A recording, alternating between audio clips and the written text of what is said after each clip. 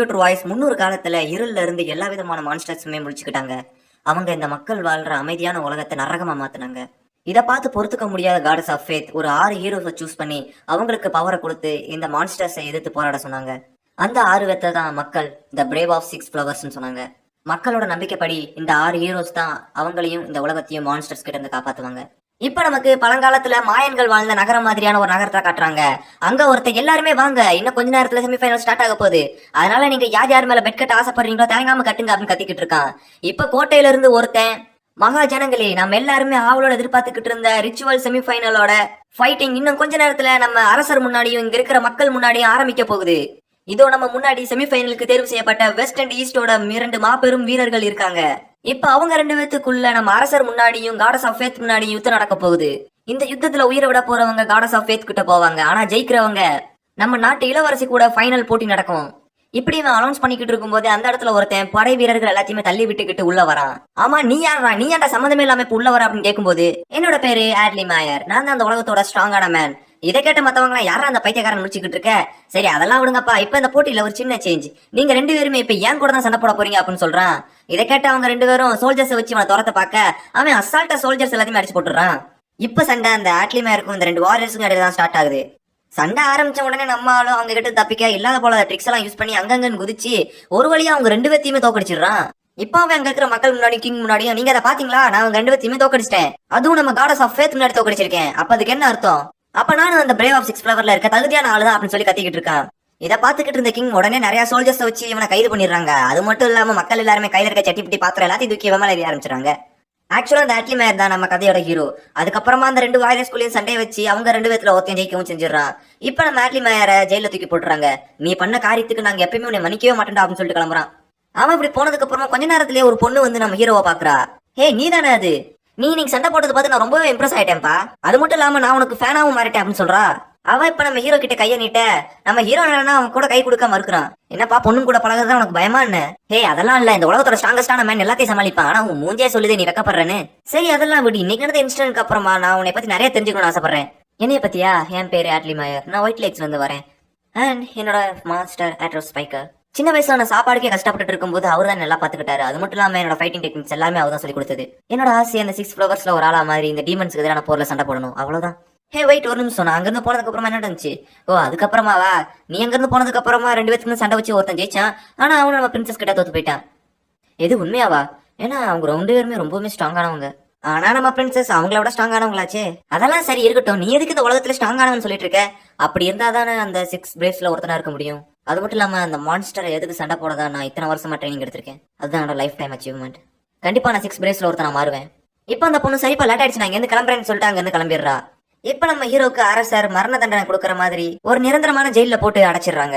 அந்த ஜெயில பார்த்தா ஆல்ரெடி அங்க இருந்தவன் செத்து எலும்பு கூட இருக்கான். அந்த 2 வாரியர்ஸ்ல ஒருத்தன் தான் இப்ப நம்ம ஹீரோவை அந்த ஜெயிலுக்குள்ளேயும் போடுறான். இப்படியே நிறைய நாட்களும் கடந்து போகுது. அந்த ஜெயிலுக்குள்ள நம்ம ஹீரோக்கு ஒரு கத்தி கிடைச்சிருக்கும், அதை வச்சு அந்த செவத்துல கிறுக்கிட்டு அது மட்டும் இல்லாம அங்கேயே ட்ரைனிங் எடுத்துக்கிட்டு இருக்கான். இப்போ ஒரு இடத்துல அந்த இருள் சக்தி வெளியே வர ட்ரை பண்ண அந்த மொத்த உலகமுமே சிவப்பு கலரா மாறுது. அங்க இருக்கிற நிறைய மக்களுக்கு தலைவலி ஏற்படுது, அதை அவங்களால தாங்க கூட முடியல. இதை பார்த்த மக்கள் டீமன் கிங் வரப்போறாங்கிறத தெரிஞ்சுக்கிறாங்க. இப்ப நம்ம ஹீரோவோட பிரிசன்ல ஒரு வெளிச்சம் மாதிரி வந்து அவனுக்கு ஒரு சக்தி கொடுக்குது. கடைசியில நம்ம ஹீரோவோட கையில அந்த பிரேவ் ஆஃப் 6 ஃப்ளவர்ஸோட சிம்பிளும் வருது. இப்ப நம்ம ஹீரோ இருக்கிற பிரிசனுக்கு யாரோ வர மாதிரி சத்தம் கேட்க யாரை நெட்டி பார்த்தா அந்த நாட்டோட பிரின்சஸ் தான் வந்திருக்காங்க. ஹே படி, நான் அந்த நாட்டோட பிரின்சஸ், அது மட்டும் இல்லாம நானும் பிரேவ் ஆஃப் 6 ஃப்ளவர்ஸ்ல ஒரு மெம்பர் தான் அப்படின்னு அவளோட மார்க்கை காட்டுறா. அதுக்கு நம்ம ஹீரோ இப்ப உனக்கு புதுசா கிடைச்ச அந்த மார்க்கை காட்டி, ஓ அப்படியா, நான் இந்த பிரேவ் ஆஃப் 6 ஃப்ளவர்ல இப்போ ஒரு மெம்பர் தான் அப்படின்னு சொல்றான். அப்ப சரி, நான் உன்னை எங்க இருந்து காப்பாத்துறேன்னு சொல்லிட்டு அவளோட பவர் யூஸ் பண்ணி நம்ம ஹீரோவை காப்பாத்துறா. இப்ப அந்த பிரின்சஸ் அவங்க 2 பேரும் தப்பிச்சு போக குதிரையெல்லாம் ஏற்பாடு பண்ணி வச்சிருக்காங்க. அது மூலியமா அவங்க 2 பேருமே அந்த கோட்டையோட கேட்டை தாண்டி அங்க இருக்கிற காவலாளிங்க கண்ணெல்லாம் மண்ணுல தூவிட்டு அவங்க 2 பேருமே இப்ப காட்டுக்குள்ள தப்பிச்சு போறாங்க. பிரின்சஸ், அடுத்து நம்ம இப்ப எங்க போலாம் அப்படின்னு கேட்க, இப்ப நமக்கு நான் ஒரு மறைவான இடத்த நம்ம தேடணும். அது மட்டும் இல்லாம நம்ம ஜேர்னி அயன் ஹில்ஸ் நோக்கி தான் இருக்க போகுது. அதுக்கு முன்னாடி நம்ம ஃபர்ஸ்ட் பிரேவ் ஆஃப் 6 ஃப்ளவர்ஸ் ஒன்னு சேர்க்கணும்னு சொல்றாங்க. இந்த இடத்துல இந்த நாட்டை விட்டு தப்பிச்சு வந்த நம்ம ஹீரோவையும் அந்த பிரின்சஸையும் தான் நம்ம காட்டுறாங்க. அவங்க 2 பேரும் காட்டுக்குள்ள கிடைக்கிற பொருட்களை வச்சு அவங்களோட ஜேர்னியை கண்டினியூ பண்ணிட்டு இருக்காங்க. இன்னும் அவங்க நம்மள பின்தொடர்ந்து வருவாங்க நினைக்கிறியா என்ன? எனக்கு தெரிஞ்சு இப்போதைக்கு அவங்க பின்தொடர வாய்ப்பு இல்லதான். ஏன்னா நம்ம 2 பேரும் அவங்களை தாண்டி ரொம்ப தூரம் தான் வந்துட்டோம். ஆனா இருந்தாலும் நம்மளோட சேஃப்டி நமக்கு முக்கியம் தான். அந்த பிரின்சஸ் ஃபர்ஸ்ட் டைம் இப்பதான் கோட்டையை விட்டு வெளியிடங்களுக்கு வர்றதால அவன் அதை ஃபுல்லா என்ஜாய் பண்ணிக்கிட்டு இருக்கா. ஆனா இதெல்லாம் பார்த்து நம்ம ஹீரோ என்ன இவ்வளவு வச்சுக்கிட்டு என்னென்ன கஷ்டம்லாம் பட போறேன்னு தெரியலையே முடிச்சுக்கிட்டு இருக்கான். ஆக்சுவலா இந்த பிரின்சஸ் தான் நம்ம ஹீரோ ஜெயில இருக்கும் போதும் வந்து பேசியிருப்பாங்க. இப்ப அவங்க 2 பேரும் ஒரு இடத்துல உட்காந்து ரெஸ்ட் எடுத்துட்டு இருக்க அந்த பிரின்சஸ் அவளோட பவரை யூஸ் பண்ணி அந்த ஃப்ரூட்ஸ் எல்லாம் வெட்டி கொடுத்துக்கிட்டு இருக்கா. இந்த பவர் பார்க்கவே சூப்பரா இருக்குல்ல, இதுதான் என்னோட பவர் அப்படின்னு சொல்லிட்டு அவளோட பவரை ஹீரோட காட்டிக்கிட்டு இருக்கா. ஆமா, உன்கிட்ட என்ன பவர் இருக்கு அப்படின்னு கேட்க, அது எனக்கு என்னன்னு தெரியல. ஆனா அது இல்லனாலும் நான் தான் அந்த உலகத்தோட ஸ்ட்ராங்கஸ்டான மேன். ஆனாலும் ஒண்ணுப்பா, நீ ஒரு பொண்ணா இருந்துகிட்டு இந்த அளவுக்கு ஸ்ட்ராங்கா இருப்பேன்னு எதிர்பார்க்கவே இல்ல. ஓ அப்படியா, இந்த பொண்ணோட பவர் டெஸ்ட் பண்ண ஆசைப்படியான்னு உடனே அவன் நம்ம ஹீரோ அட்டாக் பண்ண ஆரம்பிச்சிடுறா. ஒரு கட்டத்துல நம்ம ஹீரோ ஜஸ்ட் மிஸ்ல தப்பிக்க அவ அட்டாக் பண்றதை நிப்பாட்டிடுறா. ஏய் உனக்கு என்ன பைத்தியமா? இனி மன்னிச்சிரு, நான் ஜஸ்ட் உன் பவர் என்ன நான் பார்க்க தான் ஆசைப்பட்டேன், மத்தபடி ஒண்ணும் இல்ல. ஆமா, இப்ப என்ன நீ என் மேல கோவமா இருக்கியா? நீ ஒரு பிரின்சஸ் ராயல்டியை சேர்ந்தவ, நீ சின்ன வயசுல இருந்தே இப்படிதான் வளர்ந்துருப்ப. ஆனா நான் அப்படி இல்லையே, தினம் சாப்பாடுக்கே கஷ்டப்படணும். இதுல உன் நாட்டுல இருக்க எல்லாருமே இப்ப நம்மளதான் தேடிக்கிட்டு இருப்பாங்க. இதுல நான் உன் மேல கோவப்பட்டா மட்டும் என்ன மாறிட போகுது? இப்ப அவங்க 2 பேருமே ஒரு இடத்துல நைட்டு கேம்ப் போட்டு தங்கிட்டு இருக்காங்க. 6 வருஷத்துக்கு முன்னாடி எங்க நாட்டுல ஒரு சிவில் வார் நடந்துச்சு, அது உனக்கு தெரியுமா? இல்ல தெரியாது, நான் அந்த நேரத்துல மலைகள்ல ட்ரைனிங் எடுத்துக்கிட்டு இருந்தேன். அப்ப நடந்த சண்டையில எங்களோட படைகள் மொத்தமா தூத்து போச்சு. அதுக்கு முழுக்க காரணம் எங்க அப்பா தான் சொன்னாங்க. அதனாலே எங்க அப்பாவுக்கு மனநலம் சரியில்லாம போயிடுச்சு. அந்த மந்திரி அதை தான் சான்ஸ் யூஸ் பண்ணி அவன் தன்னோட கண்ட்ரோல் எடுத்துக்கிட்டான். அவன் அதிகாரத்துக்கு வந்ததுக்கு அப்புறமா எங்க அப்பாவும் நோய்வாய்ப்பட்டு உடம்புக்கு முடியாம போயிட்டாரு.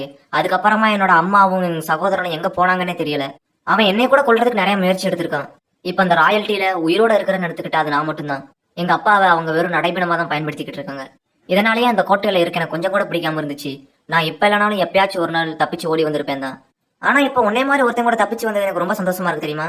ஏன்னா நீ மட்டும் தான் நான் எது பண்ணாலும் ஒன்னும் சொல்ல மாட்டேங்க. சின்ன வயசுல இருந்து இளவரசி நீங்க அப்படி பண்ணாதீங்க இப்படி பண்ணாதீங்கன்னு சொல்லி வளர்த்ததால எனக்கு இப்ப இப்படி ஃப்ரீயா இருக்கிறது ரொம்ப பிடிச்சிருக்குப்பா.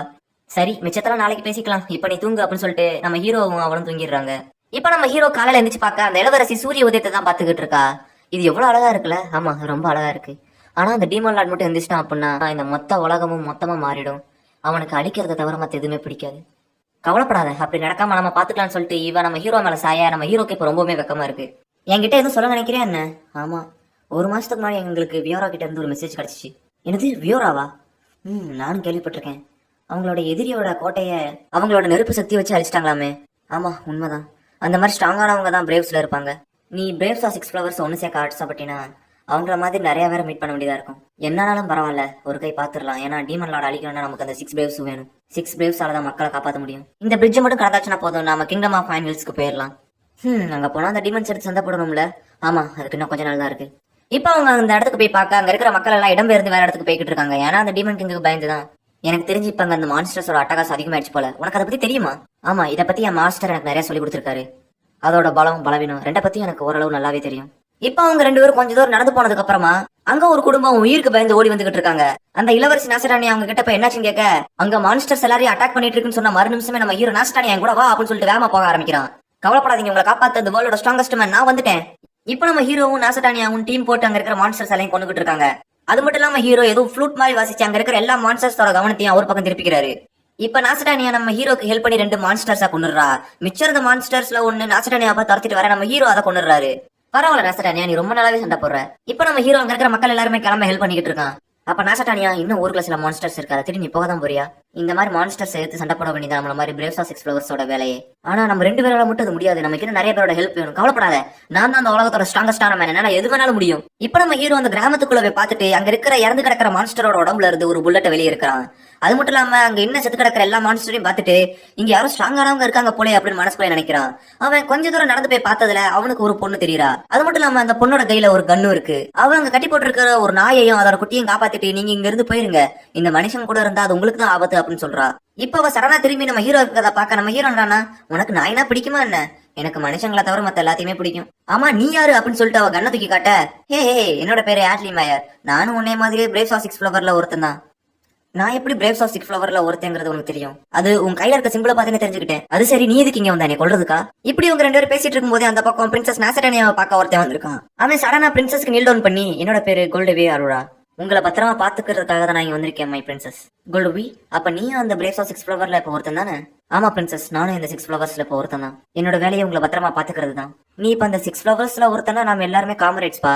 நாம 6 பேரும் ஒருத்தருக்கு ஒருத்தர் பாதுகாப்பா இருந்துக்கலாம். ஆனா பிரின்சஸ், மத்தவங்களோட நீங்க எனக்கு ரொம்ப முக்கியம். சரியே, நம்ம பண்ணிட்டு போ. பிரின்சஸ், நீங்க அந்த பிரேவ் கிளரை பத்தி கேள்விப்பட்டிருக்கீங்களா? என்னது, பிரேவ்ஸ் ஆஃப் 6 ஃப்ளவர்ஸ கொல்றாங்களா? ஆமா, அதுவும் ஒரு வெள்ளை முடியோட இருக்கிற ஒரு கன் வச்சிருக்கிற ஒரு பொண்ணு. அவளோட பேரு த ஃபிளேமி ஃபீட்ரா.